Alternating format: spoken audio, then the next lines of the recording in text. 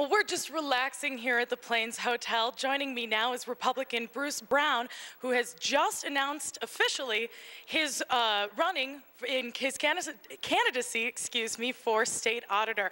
Thank you for joining us today, Bruce. I really appreciate it. So, tell me a little bit. I know you ran 4 years ago in 2006 against Rita Meyer. What would the difference be this time around? Well, this time around, we actually know what we're doing. Last time we jumped in and we learned on the fly. So we have a much better campaign team put together and a better plan to do this time around. What do you think is the most important thing that you learned in 2006 when you first ran? I think one of the most important things that we learned in 2006 is how much the people in Wyoming really care about Wyoming and how they want to make Wyoming better. And that just really lit a fire in me to continue to do this and go into public service, because if everybody is caring so much about Wyoming, we can't hardly help but make it a better place. Well, you're a Wyoming native, and you currently work as a CPA up in Devil's Tower.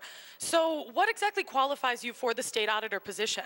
Well, I spent a lot of time in private industry as a controller and a chief financial officer, and that's part of the state auditor's position, is to manage the state's accounting department. So if you take that out of state government and put it in private industry, it's something that I have a lot of experience in. And the state auditor is responsible for making sure that Wyoming's money is managed prudently. And that's something that I have done a lot in my private industry career.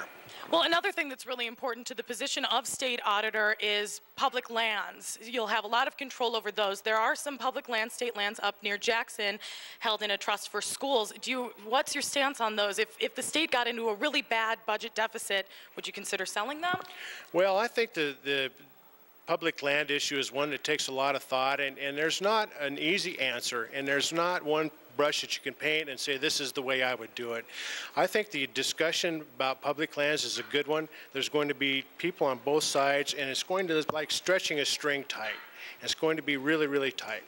And the thing about a tight string is that's exactly what you have in a guitar, and that's how you make music. So you have to have people on both ends of the issues discussing the issues and coming to the best possible answer.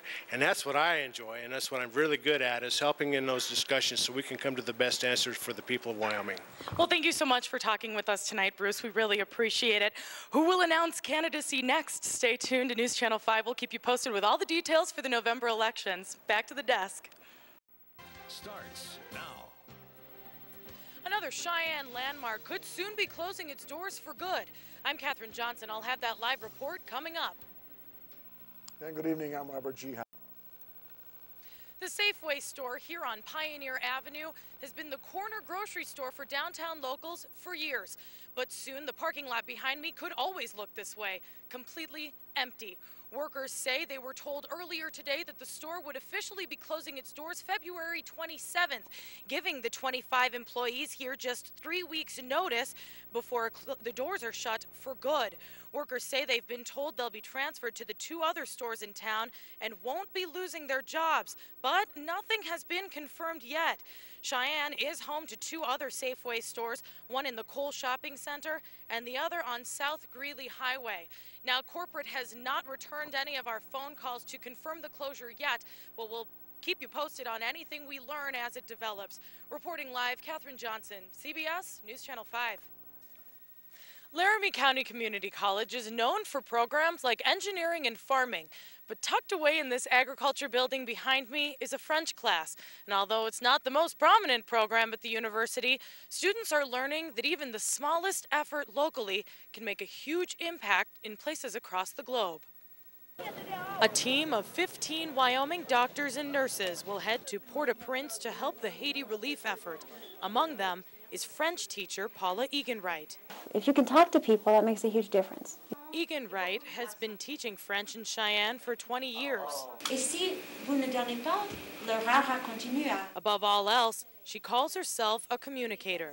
Language is just a reflection of the people that speak it. Eganwright learned the majority of her language skills while serving as a Peace Corps officer in Haiti in the late 1980s. Because I'm a language person, I spent most of my time talking with people, and I really enjoy talking with Haitian people. It's been 25 years since she's seen the country and has decided that's long enough. When I heard about the earthquake, I just felt like it was time to do something. Not only is she fluent in French, But Egan Wright speaks perfect Creole, the main language of the country. Sort of what you get if you listen to French but you never get to see it written. Since Creole can't necessarily be taught, Egan Wright's communication skills will be used for much more than just translation. I can listen to their stories and respect their stories and tell their stories maybe when I come back. Because, as she says, an understanding ear to listen in a troubled time can be invaluable. I think that anybody who's interested in helping just needs to understand that, it's partly communication, that's where it starts. Paula Egan Wright's plane is scheduled to land in Port-au-Prince either tomorrow or Wednesday evening. We'll be meeting back up with her upon her return to talk about all of her experiences in earthquake-ravaged Haiti. Reporting live, Catherine Johnson, CBS News Channel 5.